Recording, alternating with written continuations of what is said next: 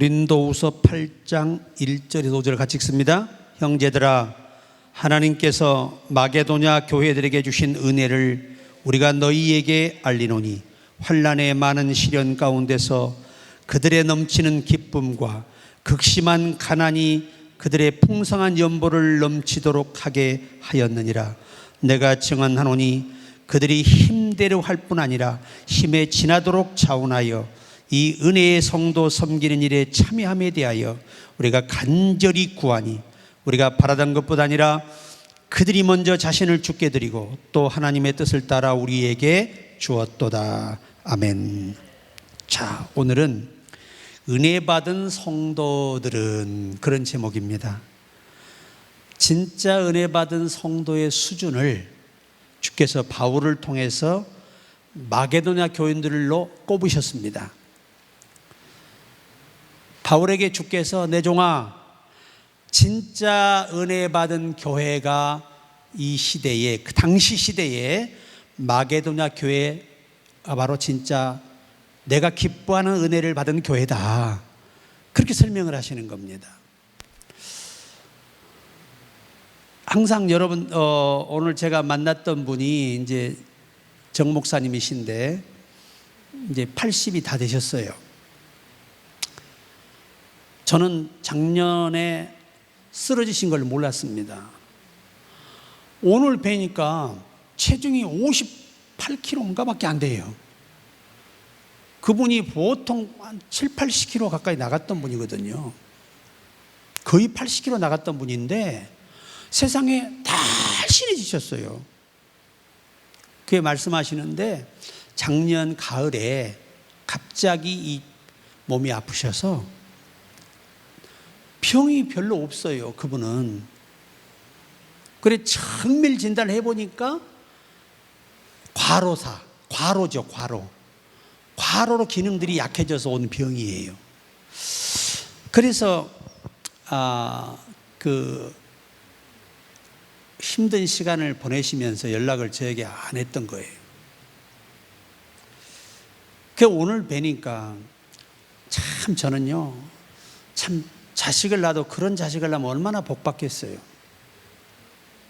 그런 효녀들이 없어요. 세 딸, 그러니까 아들 백날 낳아봤자 큰 의미 없습니다. 딸이 최고야, 딸이 최고야. 이 세 딸이요, 얼마나 엄마를 밀어주고요, 마음껏 사역하도록 밀어줘요. 또 뭐를 부탁하든 토를 달지 않고 그냥 밀어드리는 거예요, 순종하고. 극진히 부모에게 효도하니까 다 복을 받아서 다 돈 누리면서 젊은 아이들이 멋지게 살아요. 진짜 큰딸은 제가 몇 년 전에 봤을 때 연예인 뺨치게 이뻐요. 키도 크고 예쁘고. 야, 그런데 그 아이가 벌써 40이 넘었어요. 세월이 그렇게 빨라요. 여러분, 아무리 이뻐도요, 60 넘어가면 끝이에요.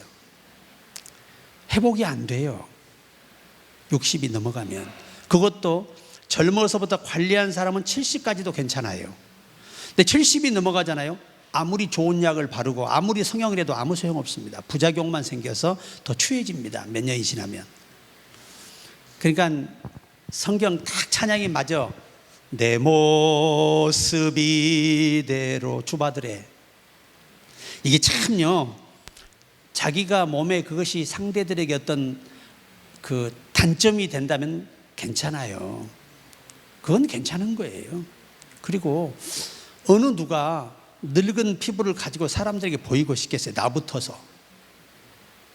사실이에요. 어쨌든 다들 좀 관리하시기 바랍니다. 돈 좀 써, 몸에다가. 그냥 버려두지 마시고 관리하시길 바래요. 제가 예전에 어디 기도원에 목사님 딸이 뚱뚱해요. 그래서 내가 중매를 했거든요. 중매를 했는데 남자아이가 거부했어요. 이유가 뭔지 아세요? 다 좋아, 착해, 똑똑해, 능력 있어. 거부한 게 뭔지 아세요? 자기 몸 하나 관리 못하는 여자가 뭘 하겠냐는 거예요. 응? 아가씨가, 살이 그렇게 찌도록 낳아준 그런 아가씨가 자기 관리, 몸 하나 관리 못하는 사람이 어떻게 세상을 사냐, 이 말이에요. 오늘 여러분과 나도 나이가 먹어서 관리 잘하시기 바랍니다. 저 나이 먹도록 저렇게 고와 이래야지. 팍 갔네 그러면 안 된다. 이게 우리가 참 공동체 생활이, 가정 생활이 그래요. 어쨌든 여러분의 몸에도 좀 투자를 하세요. 아까워하지 마세요. 병들어 쓰러지면 후회하게 돼요.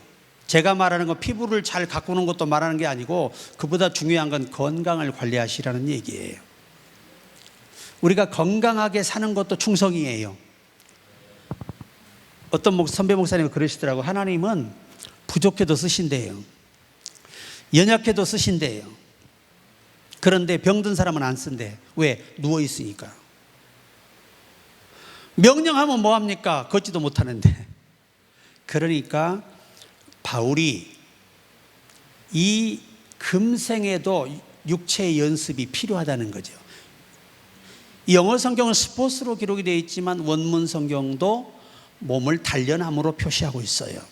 그러니까 예수 믿어도 운동을 해야 된다는 거예요. 그래서 운동을 하면 확실히 더 사탄에게 병을 사탄이 가지고 올 수 있는 확률을 낮추는, 사탄에게 해방할 거리를 최대한 차단하는 결과가 되는 거죠. 걷는 것도 중요하지만 근육 운동이 필요하다. 꼭 근육 운동들을 하시기 바랍니다. 여성들은 근육이 없잖아요. 추위를 타게 됩니다. 근육이 약하면 추워져요, 몸이. 근육이 탄탄해야 추위를 덜 타요.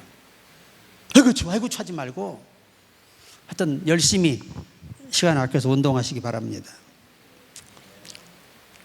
이제 그분은 이 세 자녀가 철저히 믿음으로 바르게 자라서 밀어주니까 노년에도 아주 자신감 있게 당당하게 일하는 거예요. 저는 그런 모습이 부러워요. 저도 사실은. 여러분도 부러우시죠? 아니 자식들이 500만 원 있으면 얼마나 좋아. 그냥 마음껏 일하는 거지.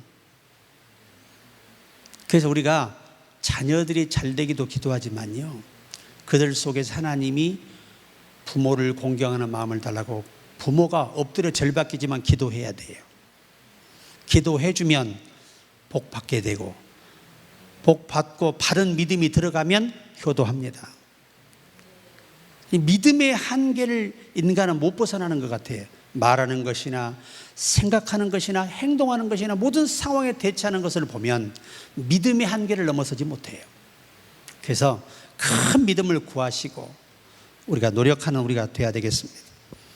자, 오늘 은혜라는 말이, 오늘 교회들에게 주신 은혜를 우리가 너희에게 알게 하고 싶다. 그런데 이 은혜라는 말이 헬라어의 카리스예요. 카리스. 이 말은 하나님이 인간을 창조하시고 구중에 구원을 주시기로 작정하여 선택하시고 때가 되면 그들을 부르셔서 회개하고 죄사함을 확신하게 하시고 성령을 선물로 주셔서 거듭나게 하시고, 그리고 교회 안으로 이끌어서 지체가 되게 하시고 충성하게 하시고 헌신하게 하시다가 주오실 때 우리를 공중으로 끌어올려서 주와 함께 혼인잔치에 참여하는 이 약속을, 성경이 말하는 이 전체의 과정과 또 천국과 영원히 사는 과정까지가 하나님의 은혜입니다. 이 과정을 은혜라고 하는 말을 쓰기 위해서 카리스라는 단어를 선택한 거예요. 어떤 단순한 은혜가 아니라는 거죠. 한 인간을 창조하시고 택해서 그의 영혼을 천국까지 입성하도록 끝까지 거저주시는 은혜로 도우시고 섭리하시고 함께 하시고 역사하시고 깨닫게 하시고 회개케 하시고, 이 모든 전체의 과정이 뭐다? 은혜. 이 은혜라는 말을 정의하기 위해서 카리스라는 이 단어를 선택한 거예요. 영어로는 은혜가 뭐지요? 이렇게 갑자기 물으면 민망하지요? 그레이스입니다. 옛날에 현대 자동차에요, 봉고차가 이름이 그레이스였어요. 지금 제네시스는 창조. 예. 지금 차 최고의 새로운 신화의 창조를 하여 제네시스에 붙인 거예요. 차를. 정말 새로운 역사를 이끌어갈 주역들이 타는 차, 그 차가 되라고 제네시스라는 이름을 붙였어.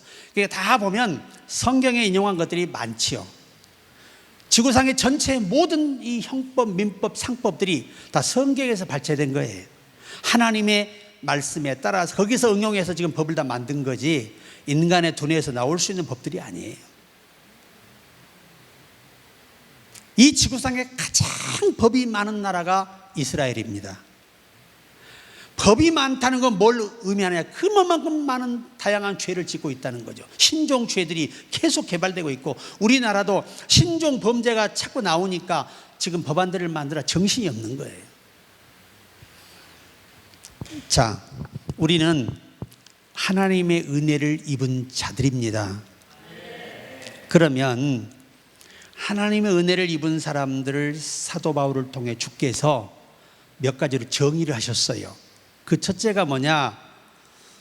환난의 많은 시련 가운데 그들의 넘치는 기쁨이라고 결정하셨어요. 여러분, 성경은 누가 말씀한 거지요? 예수님이 성령으로 바울에게 기록하라고 명하신 거예요. 그런데 그 예수님이 답을 내리신 것이 뭐냐? 첫째 은혜가 뭐냐? 어마어마한 많은 환난의 시련 가운데서도 기뻐할 수 있는 신앙이라는 거죠. 그게 은혜라는 겁니다. 그래, 예수님이 부활하신 후에 두려워하는 제자들에게 찾아오셔서 하신 첫 번째 메시지가 뭡니까? 너희에게 평강, 원어의 기쁨이에요. 너희에게 기쁨이 있을지어다. 근데 원문을 보세요. 너희 안에 기쁨이 머물게 하라. 기쁨을 잃어버리지 마라. 만약에 말입니다, 만약에 다윗이 골리앗을 보고 두려웠더라면 어떻게 됐을까요? 감히 목숨 내주러 갔을까요? 못 가지요. 만약에 다니엘이 사자굴에 들어가 죽는 것이 두려웠더라면 기도했을까요? 이럴 땐 지혜로워야 돼. 이럴 땐 조금 피하는 게 좋아. 다 대부분 그래요. 오늘 저와 여러분의 믿음 수준은 그럴 수 있어요. 근데 다니엘은 사자굴에 들어가는 게 두렵지 않은 거예요. 만약에 저와 여러분이 사드락, 메삭, 아벳느고라고 합시다. 자, 우리 앞에 7배 뜨거운 불이 타고 있습니다. 우리 거리 처형당에 들어가야 됩니다. 어떻게 하실래요? 왕이여, 한 번만 기회를 주소서 하고 사정하기도 쉽겠지. 여러분, 신앙의 초월적인 신앙이라는 건요, 상황의 영향을 받지 않는 신앙이 깊은 신앙이에요. 그렇지 않고 어떻게 그 일을 합니까? 못하지요. 만약에 여러분, 노아라고 하는 사람과 그의 자부, 며느리와 그의 아들과 아내가 정말 믿음이 없었더라면 방주 지었을까요? 대번에 다 이혼하지요. 하루 이틀 해야지 100년에 가까운 세월을 그 짓을 하고 있는데 그 남편이 좋아? 누가 돈을 줘, 떡을 줘, 누가 아라를 줘? 그렇지 않습니까? 그렇다 하나님 나타나면 매일 나타나서 잘하고 있다 그러셔. 말도 없어. 100년 동안. 순종을 마무리했을 때 그제서야 나타나시는 걸 보세요. 그들이 즐겁게 했을까요? 괴롭게 했을까요? 괴로웠더라면 진작 때려쳐보고 지옥 갔겠지.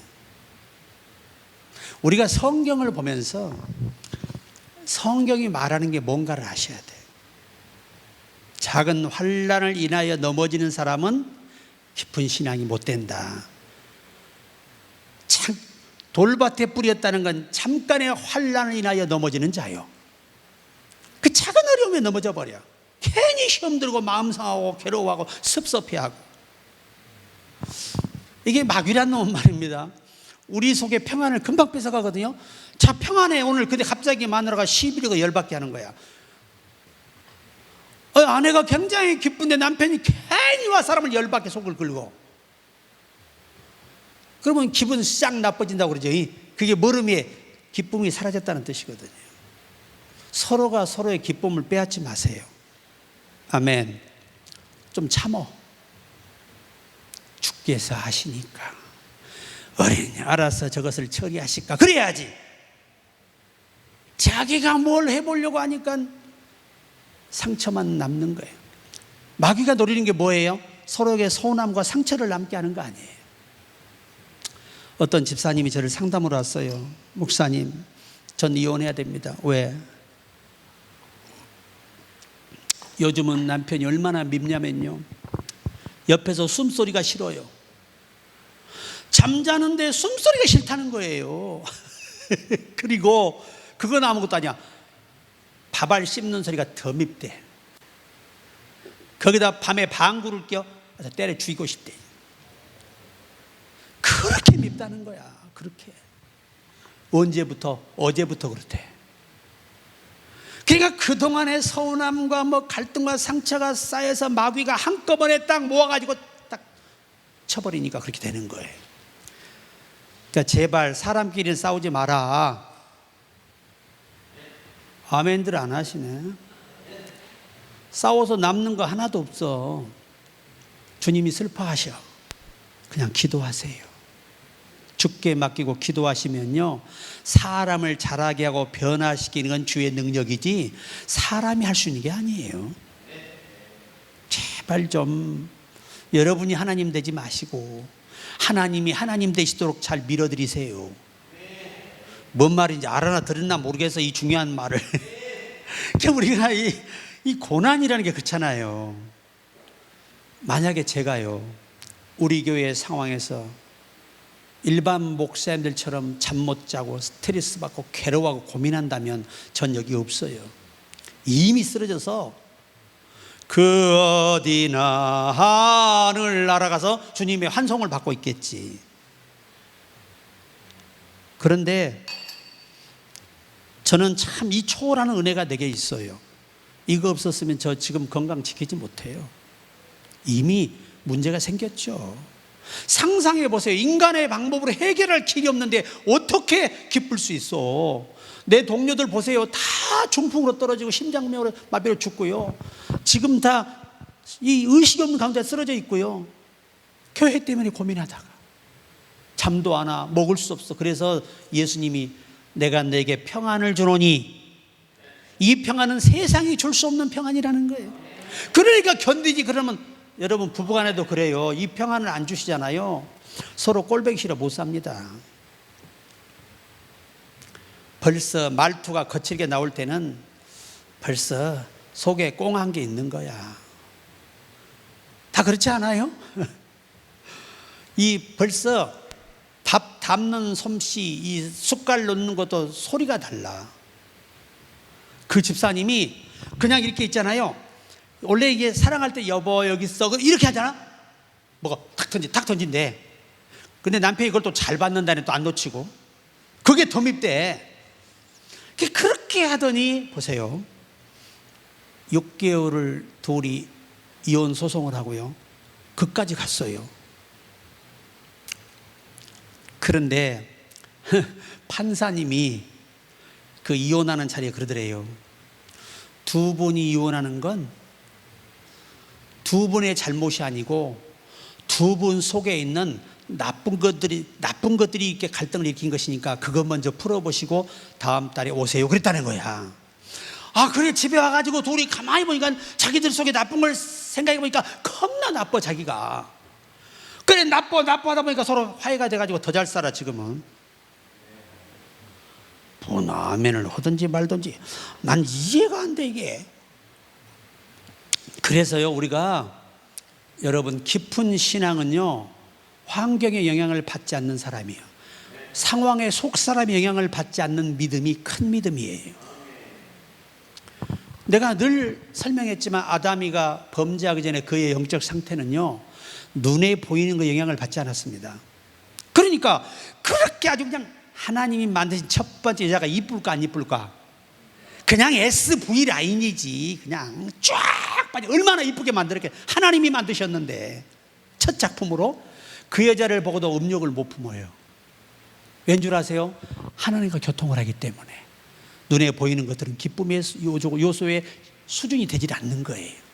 그런데 타락한 다음부터는 눈에 보이는 것에 영향을 받고 사는 게 인간, 이게 타락의 열매예요. 그래서 눈에 보이는 환경과 상황에 영향을 받으면서 인간은 계속해서 범죄하는 겁니다. 그런데 성경을 보시면 성령이 충만해지잖아요. 영이 회복되고 성령이 충만해 아담보다 더한 영적 생명력으로 회복되고 성장되면 스데반 집사님처럼 자기를 죽이는 사람을 위해서 죽는 사람이 기도해요. 아멘. 참 대단한 겁니다, 이게. 이야, 돌로 맞아 죽어가면서 환상이 열려서 예수님이 서서 감격해가지고, 히브리어의 전성을 보세요. 예수님이 쓰셨다는 말의 의미는 너무나 그 충성심, 자기를 신뢰하고 경외하는 경외심에 너무 감동하여 견딜 수 없이 신도차리를 박차고 일어났다고 묘사하고 있어요. 우리 여러분과 내가 헌신할 때 주님 모습이 그래요. 우리의 헌신하는 모습만 봐도 너무 좋고 순종하는 모습만 봐도 너무나 예쁘고, 그게 주님 마음이에요. 요한복음 15장 11절에 내가 이것을 너희에게 이르면 내 기쁨이 너희 안에 있어 너희 기쁨을 충만하게 하려 함이라. 제자들은 기쁨과 성령이 충만하니라. 사도행전 13장 52절. 성령 충만에 비례되는 게 뭔 줄 아세요? 기쁨입니다. 평안이에요, 평안. 그 기쁨을 뭐라고 하느냐? 카라라고 해요. 헬라어로. 시작. 카라. 요즘 막 가수 카라 나오지요. 그거 영어 아니에요. 헬라어입니다. 그게 뭐냐? 우리는 모든 팬들에게 뭘 주는 사람? 기쁨을 주는 팀. 그래서 카라라는 이름을 지었는데 다 성경에서 나옵니다. 그 멋진 이야기들이 노래로 온 몸으로 아름다움으로 국민을 기쁘게 하는 사람들. 우리 코로나 때 우리 장경동 목사님이 얼마나 IMF 때 혜성같이 일어나서 우리 그리스도인과 안 믿는 분까지도 그 목사님의 설교를 듣고 웃는 그런 일이 있었어요. 준비하고 있으면, 어떤 상황에 내가 준비됐다면 그날이 오면 여러분과 나는 빛을 발하게 됩니다. 하나님은 그렇게 할 수 있는 분이잖아요. 준비 없는 사람이 기회가 와요, 안 와요? 안 오지요. 그분은요, 이 봉고차 타고 다니거든요. 요즘은 또 좀 돈을 벌어갖고 밴으로 바꿨더라고, 큰 차로. 근데 책이 이만큼 쌓여 있습니다. 기사가 운전하면 뒤에서 그 책을 보면서 늘 연구하는 거예요. 그런 노력이 있었기 때문에 훌륭한 분이 나오는 거예요. 우리가 기도하는 것은 그 순수함을 꾸준히 가지고 가시기를 저는 기도해요.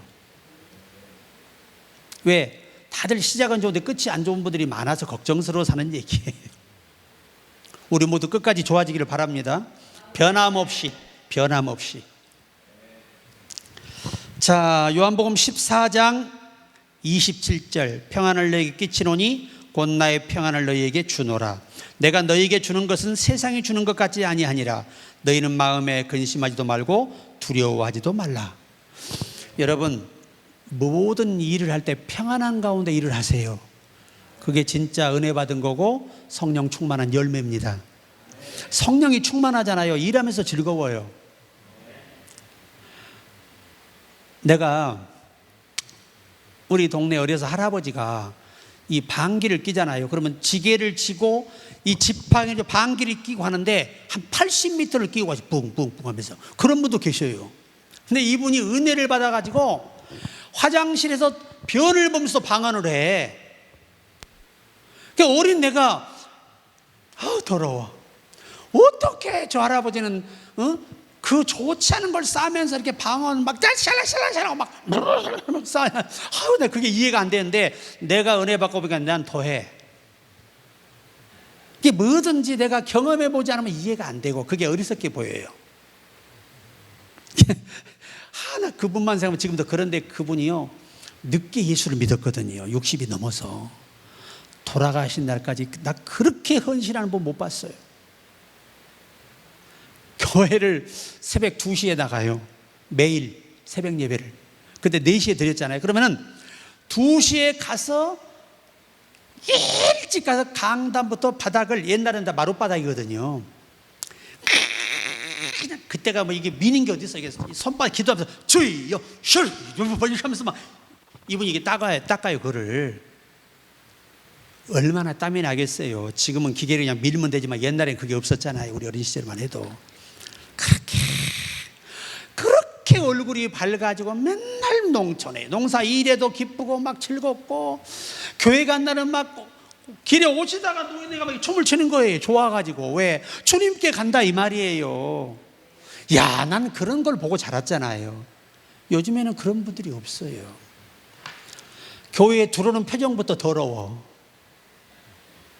뭔가 그냥 못마땅해가지고 다들 표정이 밖에서 똑같아. 다 들어올 때 이러고 와. 할렐루야. 얼마나 좋아. 좀 고치시기 바랍니다. 서로를 위해서 배려하는 거예요. 그게. 내가 의자에 앉아 있었어요. 다리가 아파. 그러더니 성령의 음성이 내게 들려요. 내 종아, 이 의자도 너처럼 쉬고 싶을 때 이 의자가 너에게 얼마나 소중하냐 이 말이죠. 네가 조금 불편해도 상대를 편하게 해주는 사람이 되었으면 좋겠다 그러시는 거예요. 내가 조금 불편하더라도 상대가 편했으면 좋겠다는 거예요. 부부간에 그러면 싸움박질 할 일이 없지. 응? 서로가 편하려고 하니까 싸움이 나는 거지. 근데 목사님 있잖아요. 요새는 남자들이 밥도 잘해야 되고 빨래도 잘해야 되고 음식도 잘해야 된대요. 그런 거 못하면 찬밥 신세 된대. 바로 내가 딱이야. 할 줄 아는 게 있어야지 내가. 욥기 24장 23절, 하나님은 그에게 평안을 주시며 지탱해 주시나 그들의 길을 살피시도다. 여러분, 그렇게 지금 욥이 힘들지. 지구상에 욥보다 큰 고난 받은 사람이 예수님 외에는 없어요. 하여튼 잃을 수 있는 거 다 잃었잖아요. 완전히 재산 다 없어지고 아내까지 상처받아 그를 멀리하고 외면하고, 친구들마저 와가지고 위로하러 왔다가 처음에는 막 안타까워 막 울어주다가 네가 하나님께 죄를 지었기 때문에 이 고난이 온 것이 아니냐 회개하라고 어떻게 스트레스를 주는지 견딜 수가 없어요. 근데 결국은 하나님이 뭐라고 하시죠? 욥이 옳았다는 겁니다. 네가 만약에 저들을 위해 기도해 주지 않는다면 저들은 죽으리라. 그래서 그 불쌍한 그 영혼들이 기도해 주고, 영안이 열려서 거듭나니 그 속에 인간의 힘으로 해결할 수 없는 원죄가 깨달아지고, 그래서 티끌 가운데 회개한 겁니다. 티끌은 원죄에서 나온 말들입니다. 인간의 힘으로 해결할 수 없는 죄. 두 번째입니다. 여러분, 어떤 상황에도 기뻐하시길 바라요. 근데 여러분이 억지로 기뻐한다고 기쁨이 오는 게 아니고 하나님이 주셔야 돼. 어떤 사람이 기쁨을 줘요? 충성하는 자에게, 합당한 자에게 주시는 거예요. 하나님이 다윗을 쓰기에 그 어린애가 군인보다도 용감해요. 무장한 군인보다 용감합니다. 그 용감함이 어디서 왔어요? 하나님을 믿는 믿음과 하나님이 함께 하심이에요. 그래서 이긴 거 아닙니까? 두 번째, 극심한 가난이 그들의 풍성한 연보를 넘치도록 하게 하였다. 당시 이 문헌들에 보면요, 로마라는 이 어마어마한 대국이 예수 믿는 사람 재산을 전부 몰수 명령이 떨어져서 군사들이 와가지고 싹 다 털어갔대요.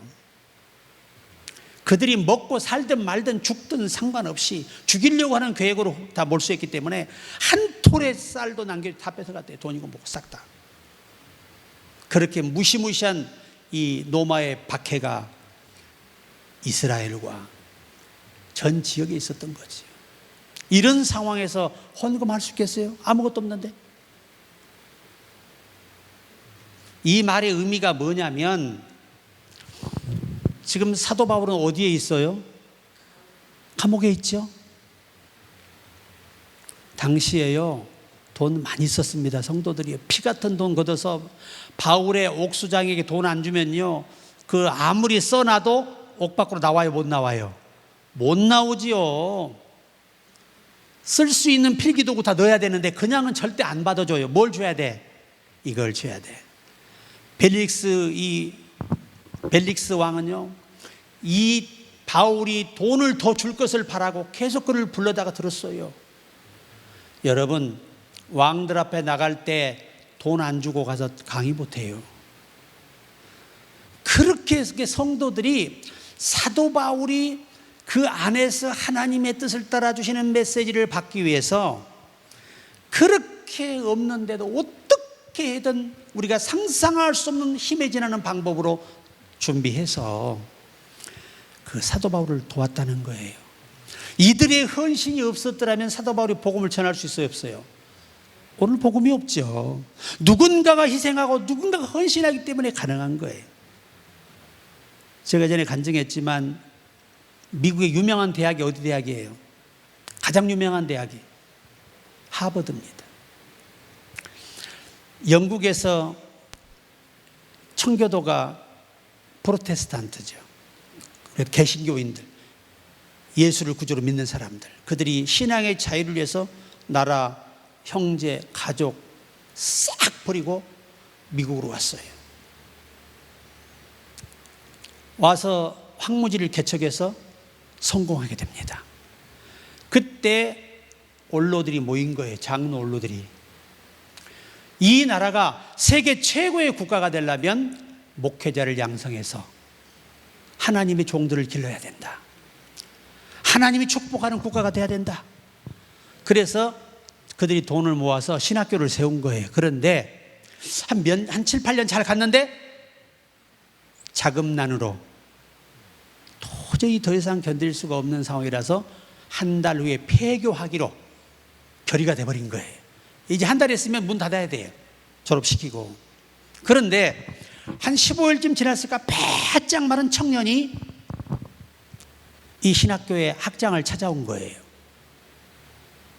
문서를 하나 떡 내놓더니, 학장님, 모든 학교가 다 문을 닫아도 하나님의 종을 길러내는 신학교는 문을 닫으면 안 됩니다.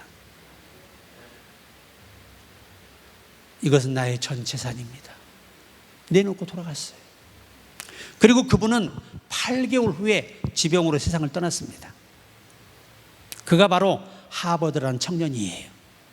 그래서 그 신앙과 그 헌신을 계승해서 만든 학교가 하버드 대학교예요.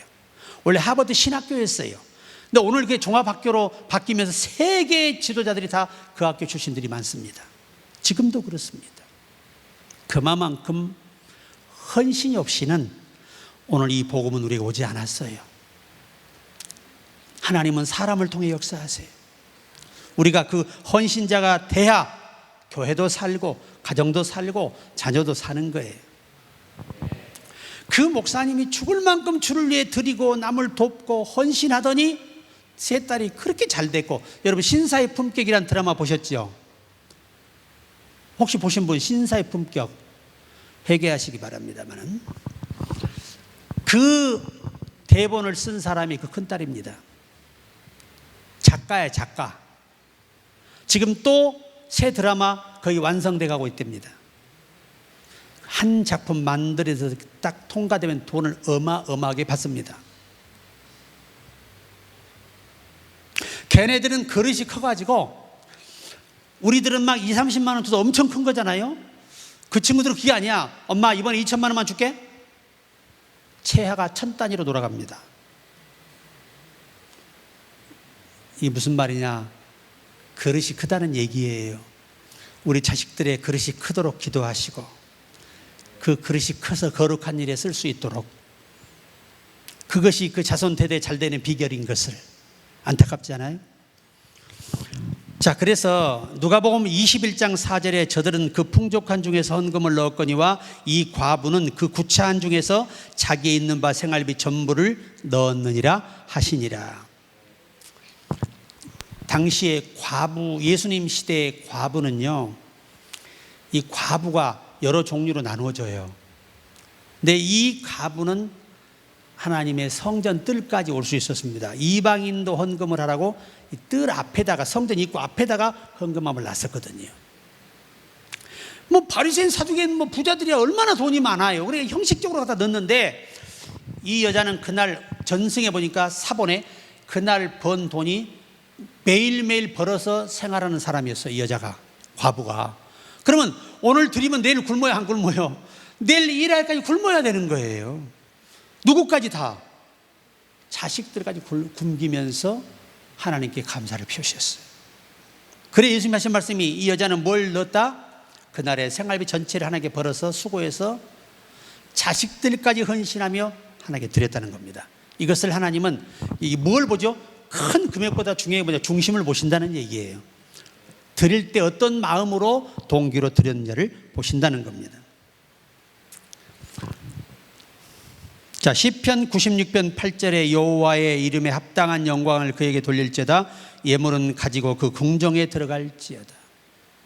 이 다윗의 신앙가는 뭐지요? 절대 빈손으로 값없는 제사를 하나님께 안 드리겠다는 겁니다. 우리 신앙관이 그래야 돼요. 저는 어디를 가나 제가 음료수 한 병 없고 아무리 없어도 사가지고 가요.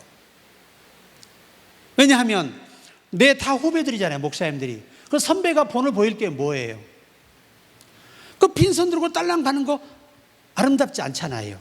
어디를 가든 장소가 바뀌면 하나 작은 거 들고 가서 마음을 전하고 오는 겁니다.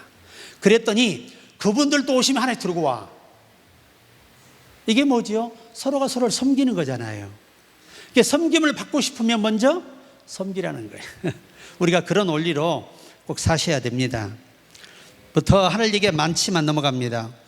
세 번째는 그들이 힘대로 힘에 지나도록 자원해서 성도를 섬겼다는 거예요. 누굴 섬겼다고요? 성도를 섬겼다. 그러니까 당시에 여러분, 이 성도들이 잘 먹지 못하고, 왜? 다 뺏기니까 먹지 못하고 거의 굶다시피 하는 사람들이 많았다고 합니다. 당시에 그 전승에 보면. 그러면 그렇게 어려운 상황에서 사람이 힘이 있어야 일도 하지요. 진짜 힘이 없잖아, 일 못해요. 하고 싶어도 못해요. 그런데 성도를 섬기는 일이라면 자기 건강의 한계, 육체의 힘의 한계를 넘어서도 노력하며 헌신했다는 얘기잖아요. 은혜 받지 않고 이런 일을 할 수 없어요. 헌신은 아무나 하는 게 아닙니다. 진짜 은혜 받아야 할 수 있는 거예요. 이게 헌신이에요. 은혜가 없으면 할 마음이 없어요. 되지도 않습니다.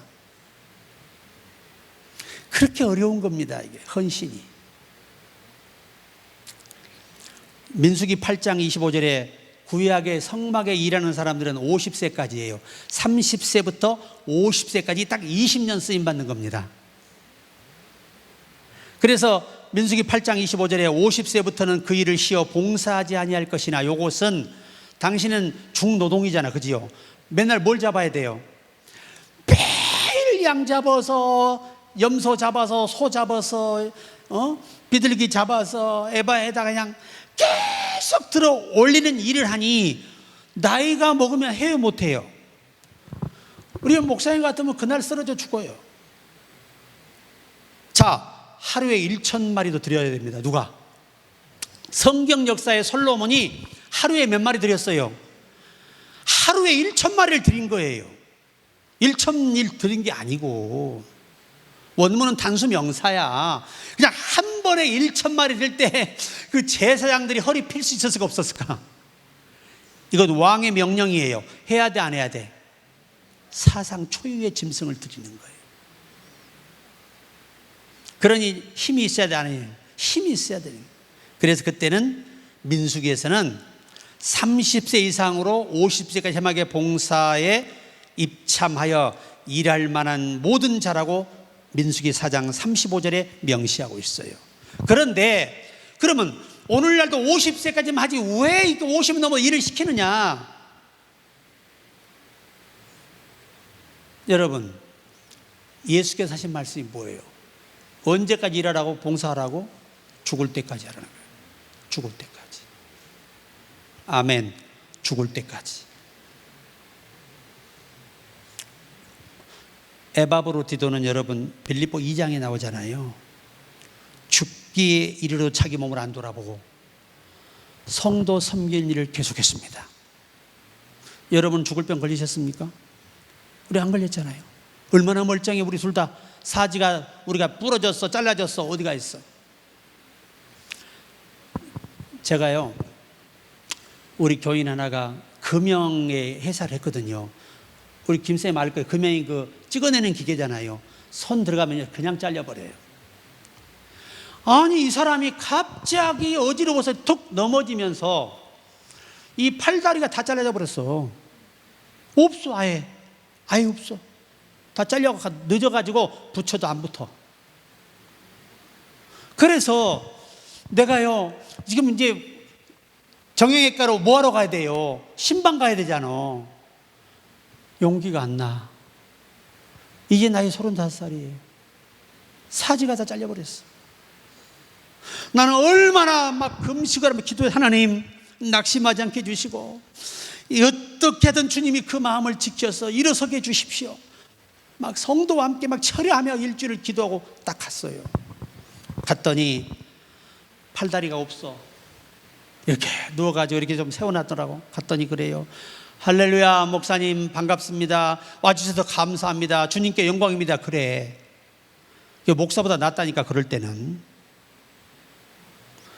그래, 예배인도 오니까 이분이 그래요. 목사님 기도해달라고. 기도해주고 나니까 뭐라 하냐면요, 목사님, 솔직히 인간적으로 볼 때 너무 괴롭고 슬프고 비참하지만 예수님이 저를 찾아오셨습니다. 내 아들아, 내가 너에게 손발이 멀쩡한 아내를 붙여주리라. 그리고 너로 손발이 되어줄 그 아내를 통해서 너를 통해 일하리라. 너와 함께. 그러시더라는 거예요. 엄마, 1년 돼서요, 이 친구가 간증을 하는 거예요. 그걸 이 신문에 한번 냈거든요. 세상에요, 키가 162인데 아가씨가 전남대학을 나왔어요. 이 법학과를 나온 이 친구가 이 친구하고 결혼을 하겠다고 온 거예요. 여러분, 그러면 딸 가족들이 이해가 되겠어요? 안 되겠어요? 이건 천인공노할 불효지. 이건 진짜. 나라도 내 자식을 갈등할 것 같아. 세상에. 이 자매가 얼마나 의지가 굳던지요, 부모가 꺾지를 못했습니다. 그래 둘이 결혼했어요. 그래서 휠체어로 자기 남편을 끌고 다니면서 애는 낳을 수 있어. 멀쩡해. 거기는 걱정할 거 없어. 그래가지고 아이 낳고요, 세상에 그 아내 사모님이 모든 역할을 다 하며 목회를 하고 있어요. 목회를. 나는 광주에 이 밤벙어리 목사님이 계세요. 사님 이러는 분인데, 세상에 이런 분이 교회가 500명이 모입니다. 당시에. 우리는 대화 자체가 불가능해. 왜? 못 알아들어. 근데 그 교인들은 다 알아들어. 그렇게 충성되게 섬겨요. 나는 그때 배운 게 있어. 하나님은요, 지혜롭다는 자를 부끄럽게 하시는 분이고 잘나고 똑똑하다는 자를 부끄럽게 하시는 분이에요. 우리 낙심할 거 없다. 하나님 끝까지 붙잡고 충성하자. 시편 22편 30절, 후손이 그를 봉사할 것이요 대대의 주를 전할 것이며, 에베소 4장 12절, 이는 성도를 온전케 하며 봉사일을 하게 하며 그리스도의 몸을 세우려 하심이라. 이 결론입니다. 우리는 꼭 기억해야 돼요. 오직하면 다윗이가 하나님께 밤마다 눈물로 침상을 띄며 기도한 한 팩트가 있어요. 그게 뭐예요? 자원하는 심령을 주세요. 내가 스스로 알아서 하나님께 일할 수 있는, 늘 주님을 위해 나설 수 있는 그런 사람이 되게 해달라고 기도했어요. 왜 다윗이 그렇게 하나님 마음이 아파한 사람이가? 두 번째 팩트가 있어요. 그는 왕으로서의 직무로 인생을 마무리하는 걸 행복해하지 않았어요. 시편 24편인가요? 그 기록에 여호와의 성전에서 42편 여호와의 성전에 그를 사모하는 것이라. 다윗은 인생의 마지막에 소원이 뭐였어요? 하나님의 집에서 그분의 아름다움을 앙망하며 성전에 머물러 사는 것이었어요. 그가 왜 그렇게 하나님 마음이 아파한 사람이었을까요? 절대 원수 갚지 않아요. 용서합니다. 아멘. 대단한 사람입니다. 그리고 진짜 중요한 게 하나 있습니다. 그가 백향목궁에서 하나님의 성소를 바라보고 그때부터 잠을 자지 못합니다. 그 침대에 눕지를 못하고 눈물로 띄워요. 왜 그래요? 나는 하찮은 인간인 나는 백향목궁에 거하는데 하나님은 천막 안에 계시도다. 거기서 가책을 느끼고 그때부터 내가 이 성전 하나님께 지어서 바치고 봉헌한 다음에 침대에 눕겠다고 한 사람이 다윗이야. 그 늙어서도 얼마나 멋지게 죽어요. 젊은 마누라를 줘도 끌어안지도 않아요. 나는 깨끗하게 주 앞에 가겠다는 거 아니에요. 말로가 좋잖아요. 시작은 메말짓을 많이 했지만. 그래서 우리가 오늘 말씀을 생각하면서 자원하는 심령을 달라고 했던 다윗이 이런 엄청난 일들이 그 속에 있었어요. 하나님의 기름 부은 자를 절대 박해하지 않으며 죽이지 않습니다. 왜?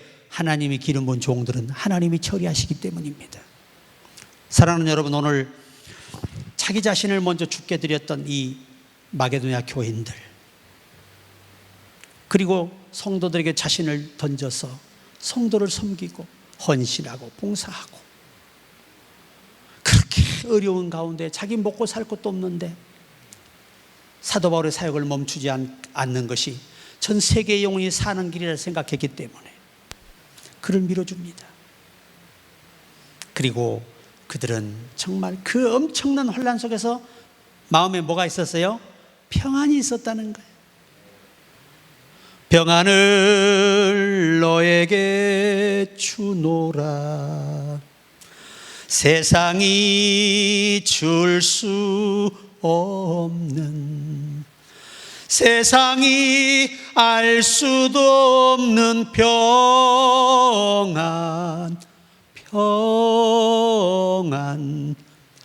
평안을 내게 주노라.